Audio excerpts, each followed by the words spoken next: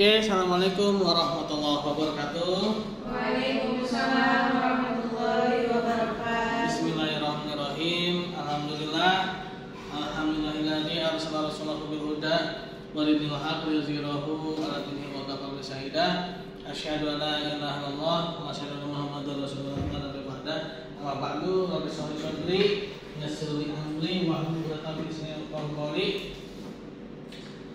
Allahumma shalli ala sayyidina Muhammad wa ala sayyidina Muhammad kama shallaita ala sayyidina Ibrahim wa ala ali sayyidina Ibrahim wa barik ala sayyidina Muhammad wa ala sayyidina Muhammad kama barakta ala sayyidina Ibrahim wa ala sayyidina Ibrahim fil alamin innaka Hamidum Majid.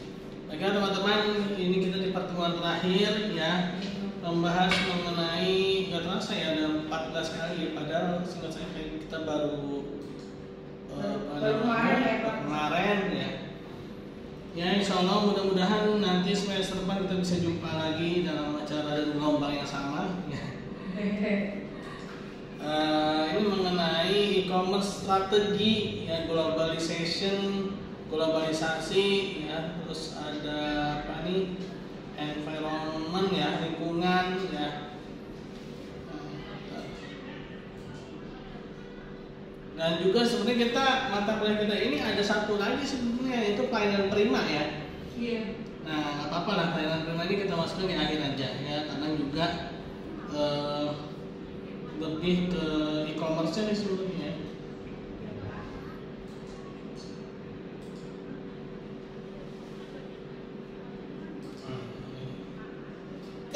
Kalau di ini kan RPS e-commerce ya. Iya, Pak.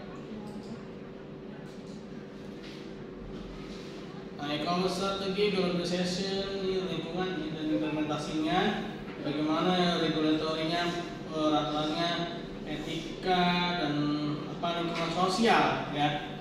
Nah, e-commerce strategi itu sebenarnya sekarang sudah berjalan ya. Jadi semua apa namanya jual beli secara online, apalagi sekarang sudah ada platform-platform yang mewadahi ya, seperti pasar online-nya gitu ya, seperti apa tuh Lazada, Tokopedia dan Bukalapak dan semacamnya itu ya. Itu sebenarnya sudah bagian dari strategi juga ya.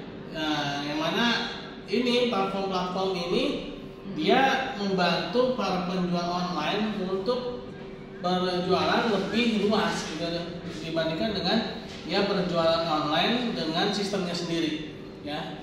Nah, jadi memang sebenarnya ini dia sudah berjalan, dan bahkan kita ini kalau dibilang sudah masuk ke tahap-tahap apa ya, tahap-tahap akhir lah ya, puncak-puncaknya teknologi gitu ya.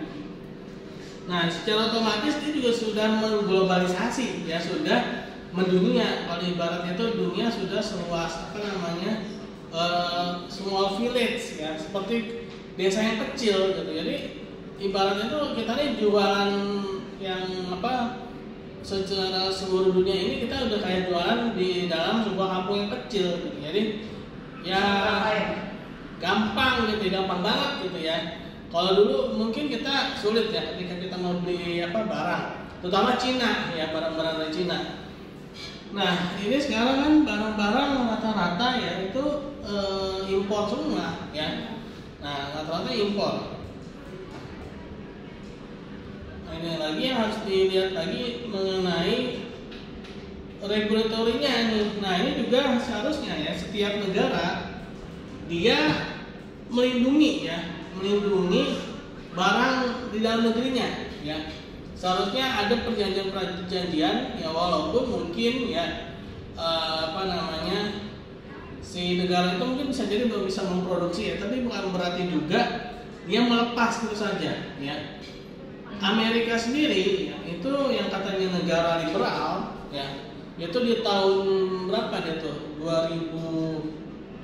96 tahun 96-an ya. Ketika awal-awal motor Jepang ya, kendaraan-kendaraan dari Jepang itu masuk ke Amerika. Padahal Amerika itu negara liberal ya. Artinya apa? Seharusnya bebas-bebas aja dong gitu kan. seharusnya boleh-boleh aja ya. Ya kekuatan pasar lah kalau istilahnya. Itu motor Harley Davidson tahun-tahun 90-an itu kalah dengan motor-motor dari Jepang, dengan termasuk mobilnya ya, termasuk kendaraan roda 4-nya itu juga kalah ya. Nah, tapi apa? Ternyata pemerintah Amerika sendiri ya ketika itu dia membuat kebijakan, yaitu dia melakukan proteksi ya, dia melakukan proteksi terhadap motor Harley Davidson. Sehingga apa? Motor-motor dari Jepang itu ditahan dulu sekitar 5 sampai 10 tahun kalau nggak salah. Ya. Nah, ini negara liberal aja yang katanya liberal, dia masih melakukan proteksi ya terhadap apa? Jual beli yang mendunia gitu ya. Apalagi ini sekarang ada namanya jual beli online yang benar-benar dia bisa ke seluruh mancanegara gitu kan. Seharusnya ini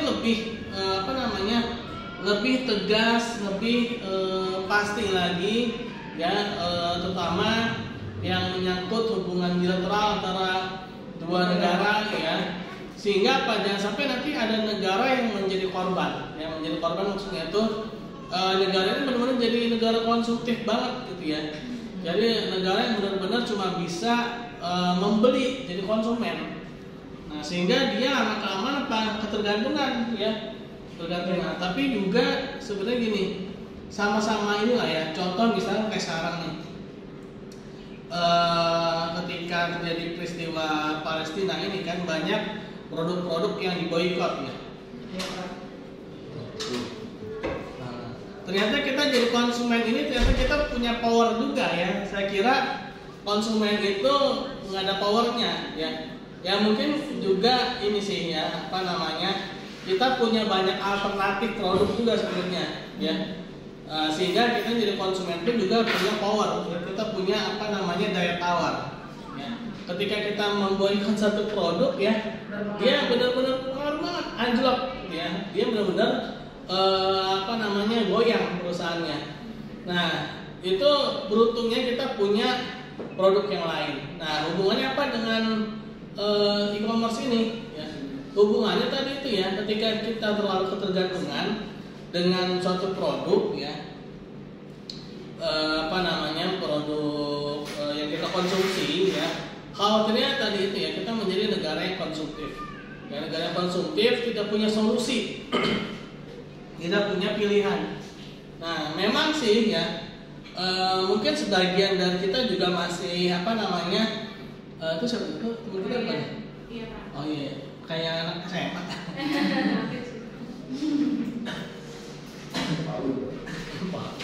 Enggak, tidak iya. Nah, jadi setidaknya kita tuh punya produk-produk pengganti ya. Contoh kayak apa nih, minuman ya, minerale. Nah, itu sebenarnya kan juga dulunya ya, ketika itu absennya nih. Oh, yang ini ya pantesan. Tinggalan ya saya ya? Di Jakarta ini nggak ketemu kemarin. Oh iya. Iya. Oke. Saya udah minta lagi sih apa. Nah, jadi tuh apalagi online ya. Online itu kan dia milihnya itu digital ya. Online itu kan dia milihnya itu secara di dunia maya ya. Nah, kalau dulu itu kan ada namanya Maya Romantir ya. Kalau sekarang itu Maya Estianti ya. Bukan ya. Di dunia virtual gitu ya. Nah, ini pastinya pilihannya juga makin banyak. Ya walaupun kadang-kadang satu produk itu bisa banyak toko juga sih ya. Jadi benar-benar kayak mirip toko-toko offline juga ya. Nah, ini apa sih pengaruhnya buat kita? Pengaruhnya buat kita tentu kita jadi ketergantungan di satu produk, ya, ketergantungan pada satu produk, atau mungkin ketergantungan pada satu sistem pasar, ya, pada satu sistem pasar. Khawatirnya lagi ketika sistem pasar ini hilang, ya, ini dikhawatirkannya itu kita jadi mati kutu, atau istilahnya kita jadi tidak bahasa sekarang itu mati gaya gitu ya. Mati gaya gitu ya. gaya kan.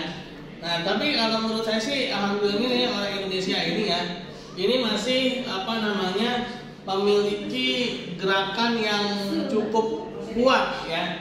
Nah contoh misalkan nih kayak ini nih, saya bisa lihat nih ya, yang beli apa nih namanya bakwan Malang ini ya. Ini kalau kita benar-benar ketergantungan online, ini si tukang bakwan Malang ini pasti sepi gitu ya. Tapi alhamdulillahnya ya, kita ternyata bangsa yang benar-benar memiliki ini apa namanya pemikiran yang variatif ya. Kita ini kaya akan berbagai macam solusi ternyata ya. Nah saking apa namanya saking kayanya itu sampai-sampai ada apa tuh ada jihad fisabilillah, ada julid fisabilillah gitu. Itu kan artinya banyak banget ininya, kita ini kreatif gitulah ya, kita tuh kreatif banget lah istilahnya tuh, banyak pilihannya mau yang kayak gimana juga ya. Nah ini mungkin salah satu rahasia demografi kita yang masih begitu apa namanya kaya ya, bonus demografi kita yang masih begitu luas ya, masih berbentuknya itu piramid ya, bukan piramid terbalik ya. Kalau di Jepang itu kan ada piramid terbalik kan, Jepang. Nah mereka tuh terancam sebetulnya ya. Nah mereka tuh apa namanya terutama yang laki-laki ini ya, cewek-cewek Jepang tuh katanya cakep-cakep ya, cuman mau punah. Nah gimana caranya biar mereka nggak punah gitu. Nah, tapi justru ya mereka itu pada malas nikah ternyata ya, orang-orang Jepang itu ya. Makanya mereka itu apa namanya cepat sekali punah ya. Nah ini merupakan bonus demografi, ini merupakan suatu anugerah juga sebenarnya ya. Ketika kita menjadi bangsa yang kaya akan penduduk ya, kita ini jadi punya kekuatan tersendiri. Bahkan di dalam era globalisasi ini, dalam dunia e-commerce ya, dalam jual beli online ya. Dalam jual beli online ini kita benar-benar menjadi kekuatan pasar ya, walaupun kita sebagai konsumen. Kenapa? Karena kita sebenarnya ya, walaupun sebenarnya kita nggak mengharapkan juga gitu ya, seandainya kita di embargo gitu ya, kita di ekonomi kita itu benar-benar di blokade gitu ya, sebenarnya kita tuh udah bisa gitu ya produksi sendiri ya. Iya, kita ini kan penduduknya udah 270 juta ya. 270 juta itu kita bisa jadi produsen sendiri, kita bisa jadi konsumen sendiri. Justru yang ada adalah dunia ini butuh sama kita ya. Yang ada itu adalah dunia itu butuh sama kita. Terbukti ya ketika kita melakukan pemboikotan itu ternyata langsung anjlok ya. Nah itu berarti kita punya power di situ ya, terutama dalam dunia digital ini, dalam e-commerce itu pun juga bisa kayak gitu juga ya. Nah cuman ya yang menjadi bahayanya lagi ya, yang merenakan kita lagi itu adalah sistem pembayarannya. Iya, bikin boros. Nah sistem bayarannya ini ya, ini ada namanya sistem pay later ya, ada sistem apalagi pinjaman online ya, ada lagi sistem-sistem yang membuat kita tuh nggak terasa ngeluarin uang ya, dan kita kayak cair gitu. iya, katanya ketagihan banyak gitu kan. Nah ini sebenarnya bahayanya di situ ya. Kalau dari sisi jual belinya dengan cara online itu kan memang mempermudah ya, tapi begitu adanya sistem pembayaran yang membuat kita harus berutang gitu ya. Kalau dulu mungkin nggak ada tuh yang namanya beli sendok ngutang gitu ya. Karena kan orang beli sendok aja bisa ngutang. Ya, sendok loh. Beli garpu aja harus ngutang, beli piring aja harus nyicil. Nah, itu kan nggak ada tuh di zaman dulu yang kayak begitu. Ya walaupun ada sih apa namanya dulu itu apa tuh yang film si Dono ya, setan kredit gitu ya. Iya. Jadi itu dulu tuh ada tuh kredit perabotan gitu ya. Tapi dia benar-benar fisik gitu ya, nggak online, dengan nggak ada. Jadi ya ibu-ibu zaman dulu tuh kalau beli termos minum air panas gitu ya, itu nyicil. Ya sehari katanya bisa 100 perak, 200 perak gitu ya. Kalau zaman dulu tuh termos air panas aja sekitar 1000-an lah ya. 1000 itu mahal dulu. Iya, 1000 tuh senilai 100.000 sekarang kayaknya. Iya. Ya. 1000 zaman dulu itu 100.000 zaman sekarang. Itu nyicil ya. Nyicilnya itu ya sebulan sekali ya. Sama lah, tapi kalau dulu tuh sistemnya offline ya. Makanya kan ada filmnya itu ya, film Sidon itu setan kredit. Jadi tiap kali datang setan kredit. Ini saya pernah lihat deh Pak. Iya, ada emang film itu setan kredit judulnya. Ya.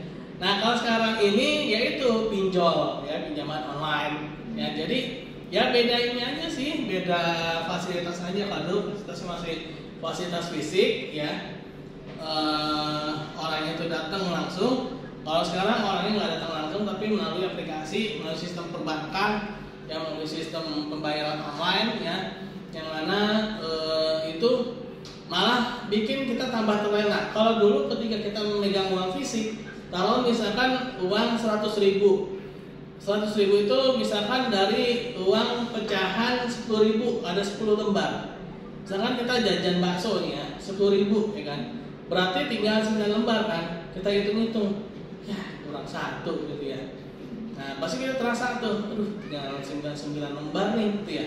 Secara psikologis tuh kita merasakan ada yang hilang. Iya kayak boros, saya boros. Nah tapi begitu diubah, awalnya diubah menjadi bentuk ATM, ya. Nah dibikin bentuk ATM itu udah mulai sebenarnya secara psikologis tuh kita udah mulai merasakan kehilangan yang hilang gitu ya. Nah, uang kita misalkan nih ada 100.000 di ATM, ya, terus kita jajan bakso pakai mesin edisi, ya, gesek gitu ya. Nah, secara substansi isi dari ATM itu 90.000, tapi bentuk ATM-nya masih utuh kan? Iya. Nah, nggak mungkin juga gara-gara kita jajan bakso terus digesek pakai edisi jadi somplak ATM-nya, enggak. Nah, ATM-nya rusak kayak gitu ya. Nah, itu nggak kayak gitu. Secara psikologis itu kita mulai hilang rasa kehilangan tadi itu. Nah, masih utuh kayak kita lihat ATM kita masih utuh walaupun isinya sudah berkurang 10.000. Apalagi kalian bergeser lagi yang lebih parah. Nah, caranya gimana? Boleh bayarnya nanti, ya. Nah, bukan hanya kehilangan yang rasa hilang itu, tapi juga apa? Kita bisa bayarnya nanti, gitu ya. Nah, padahal belum tentu nanti kita punya uang, ya kan? Nah, pokoknya nantilah, gitu kan? Bisa nanti, ya. Nah, ini adalah sistem yang berpengaruh terhadap lingkungan sosial, ya. Sekarang ini ya mohon maaf ya, mungkin ada bukannya ngurusin orang, bukan, maksudnya gini. Kalau dulu ya orang itu ketika rumahnya itu kurang bagus gitu ya, maka isi rumahnya pun juga sederhana gitu ya. Tapi kalau sekarang ada rumahnya itu kurang bagus, tapi barangnya itu mewah semua, ya mulai dari TV LED ya, terus juga HP-nya segala macamnya ya. Kok bisa gitu kan? Ya ternyata itu dari sistem pembayaran menyebabkan boros, ya menyebabkan jadi suka berutang ya.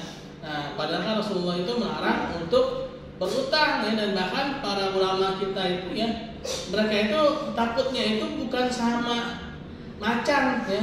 Kalau mereka ketemu macan ya di jalanan, ini macan beneran ya, bukan macan-macanan yang di biasanya tuh kalau di gardu polisi kan, kalau di tikungan-tikungan gitu ya, kita ada ketemu macan kan. Nah itu mereka nggak takut tuh sama macan. Para ulama kita tuh nggak takut yang namanya harimau ya. Bahkan ada kisahnya ya, ada salah seorang ulama kita tuh namanya siapa ya, Ibrahim bin Adam apa. Ini dia lagi mau ngaji nih ya, istilah mau kuliah apa kita ya, dicegat sama macan ya. Itu macannya dia main dijewer, kamu berani sama saya. Akhirnya apa? Itu macannya apa? Ditawarin barang sama dia, suruh nganterin ya. Nah, mereka tuh nggak takut, mereka takutnya sama utang ya. Kalau kita sekarang terbalik ya, sama utang kita berani ya kan, utang mana-mana ya, tapi sama macan takut ya. Nah, padahal kalau dulu tuh mereka tuh takutnya sama utang. Kenapa? Kalau utang itu ya, itu akan dibawa mati ya. Nah ini bahaya ya, termasuk diri saya sendiri juga. Utang itu bisa dibawa mati ya. Nanti ketika di alam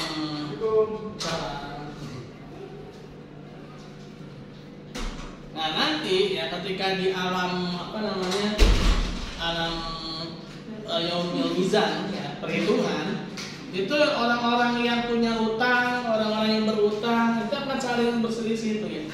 Dulu dia punya utang sama saya sekian mau dibayar, ya kan? Nah itu apa tuh gara-gara apa? Gara-gara e-commerce, gara-gara sistem pay letter, ya. Tuh jadi bikin ribet, ya, bikin ribet apa namanya Yaumil Mizan, ya kan? Nah ini kenapa sih? Coba apa? Kalau bahasa kita mungkin kata malaikatnya gini. Coba cek di HP-nya tuh apa aja aplikasi ininya. Oh ada Shopee. Oh ini Shopee-nya belum bayar. Terus apa lagi? Ada Lazada, ya. Belum bayar juga nih. Pelaku. Ada pelaku, ya. Nah ini gara-gara e-commerce, ya. Yaumil Mizannya jadi ribet, ya kan? Nah, kebanyakan ngutang, ya. Kebanyakan ngambil barang, ya. Semuanya dicicil, akhirnya apa? Nah, akhirnya kebanyakan utang nggak kebayar sampai mati, sampai meninggal. Yaumil Mizannya ribet. Nah, ya sampai seperti itu, ya. Nah, inilah namanya itu social environment. Jadi dampak sosialnya, ya, masyarakat kita ini jadi masyarakat yang boros, ya, masyarakat yang boros. Terlebih lagi semakin hari ini, ya, semakin berjalannya waktu, ya, ini pengaruh globalisasi ini begitu kuat, ya, terutama dalam hal materi, ya, dalam hal kebendaan. Orang dinilai mulia atau tidak mulianya dari barang yang dia miliki, kan? Nah, sehingga apa? Orang kalau dia semakin kaya, dibilang semakin banyak punya barang, semakin terpandang, semakin terhormat, ya. Nah, walaupun ya kita satu sisi ya mengimbangi lah, ya. Misalkan kita punya alat komunikasi yang mungkin ya jangan terlalu yang canggih lah. Kalau memang belum butuh banget, ya, memang belum diperlukan banget, ya jadi turutin gitu, ya. Walaupun satu sisi juga kita mungkin ada kebutuhannya. Misalnya kayak saya tuh harus nge-zoom, harus jimit, ya kan. Nah, yang kayak gitu-gituan tuh minimal ada gitu, ya. Dulu tuh teman saya ada yang dia nggak bisa nge-zoom gitu, kan. Nah, salah satu saya satu lagi disindir, kan, makanya kamu kalau jadi orang miskin jangan kelamaan, kan. Ih, parah banget. Emang tuh kalau Indonesia tuh julidnya luar biasa, ya. Jadi keahlian yang terpendam, ya, ketika muncul kasus Palestina tersalurkan dengan baik, gitu. Tapi Iya, memang orangnya gitulah, ya. Nah, artinya teman-teman, ya, kita benar-benar bisa memanfaatkan secara optimal, ya. Iya, apa yang kita miliki ini satu sisi nggak ketinggalan, tapi sisi lain juga nggak boros. Yang nggak boros itu apa sih? Ya sesuai dengan ini lah fungsinya, gitu, ya. Sesuai dengan kebutuhan. Ya, jadi kita ini saya dapat ilmu baru, ya. Ternyata kita ini menuntut ilmu itu, ya, itu dua aja, ya. Yang diperintahkan sama yang dibutuhkan, ya. Nah, kalau memang ada perintah, maksudnya diperintahkan apa sih? Ya ibadah, gitu, ya. Itu diperintahkan, kan. Misalkan ilmu tentang ibadah-ibadah yang umum, ya. Nah, yang dibutuhkan nih, ya. Nah, terutama dalam e-commerce ini juga harus dilihat juga butuh apa enggak nih. Jangan sampai mentang-mentang harganya 1.000 gitu, ya. Ada sendal harganya 1.000, dibeli 10 biji gitu, ya. Nah, akhirnya apa? Nggak kepake. Itu nanti iya mujibah, kan, mubazir, ya. Akhirnya ya kebuang-buang, kan. Ya kalau memang buat disumbangin sih nggak apa-apa, bagus, ya. Tapi kalau memang itu untuk hawa nafsu aja, nah itu sayang, ya. Makanya ini social environment. Kalau bahasa kita itu literasi, gitu, ya.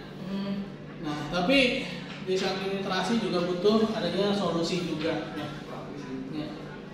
Nah, literasi dan juga solusi, karena banyak juga dari saudara-saudara kita, ya, yang mana mereka terjebak, ya, dalam pinjaman online, ya, baik itu secara jual beli barang maupun benar-benar pinjaman, ya.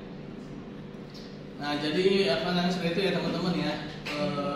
Di dalam, iya. Nah, apalagi ini, ya, dengan sistem online ini orang benar-benar merasa terlayani banget, ya. Terlayani dengan baik, ya. Walaupun sebenarnya melayani itu adalah mesin, ya. Iya, jadi pas respon, Pak. Iya, fast respon kan. Nah, ini ya ada kaitannya juga seperti dengan pelayanan prima ya. Semakin bagus pelayanannya, maka akan semakin banyak peminatnya. Iya, orang mulai tertarik juga. Tertarik kami cepet nih, kirimannya cepet, terus yang nyapanya baik ya, terus yang ini banyak macamnya ya. Apalagi kalau di bulan Ramadan tuh, menjelang Lebaran itu kan banyak tuh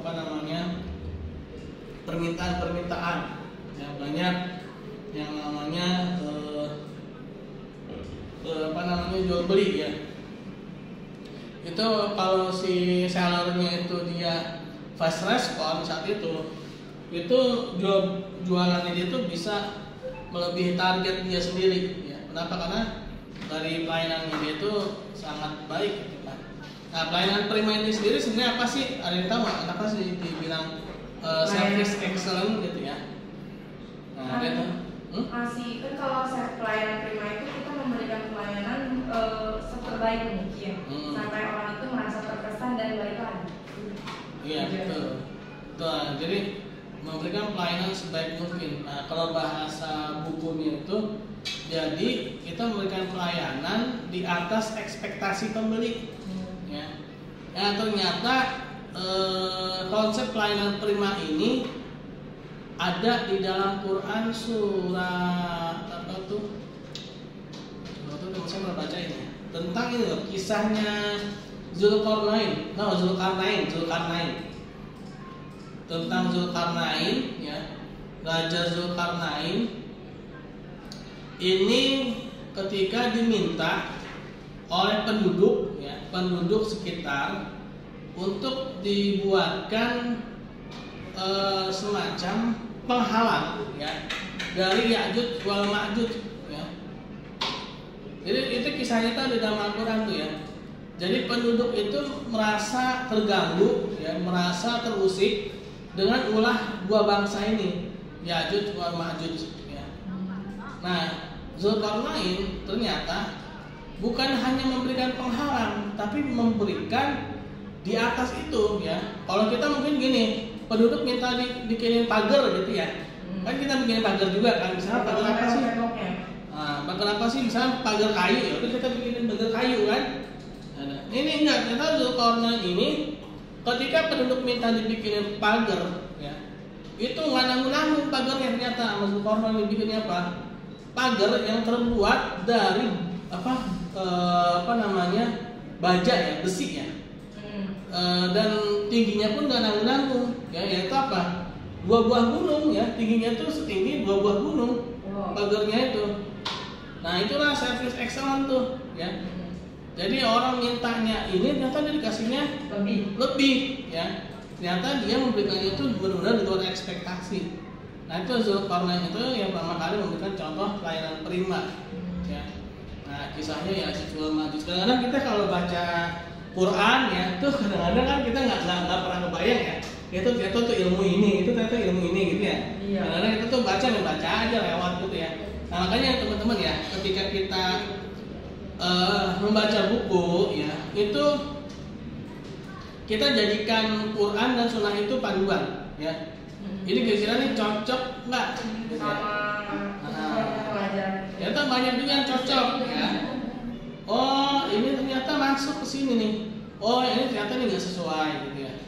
Nah, biasanya kayak gitu yang biasa baca buku, yang biasa baca buku ya, terus juga baca Al-Quran yang berikut artinya ya. Nah, itu biasanya ketangkep tuh ya. Nah, itu pelayanan prima ya teman-teman ya. Jadi semakin puas seseorang ya, maka akan semakin banyak pembelinya ya. Bukan apa tuh istilahnya apa? Anda puas kami lemas, bukan ya. Nah, itu kan bahasa-bahasa zaman sekarang aja tuh ya. Ya, jadi harus inilah apa namanya? Ada teman. Harus berimbang ya. Jadi itu makin banyak yang dilayani dengan baik, maka semakin banyak yang membeli ya. Jadi seperti itu teman-teman ya. Nah, kira-kira yang dapat cuma 2. Ada pulang. Oh, pulang. Capean ya.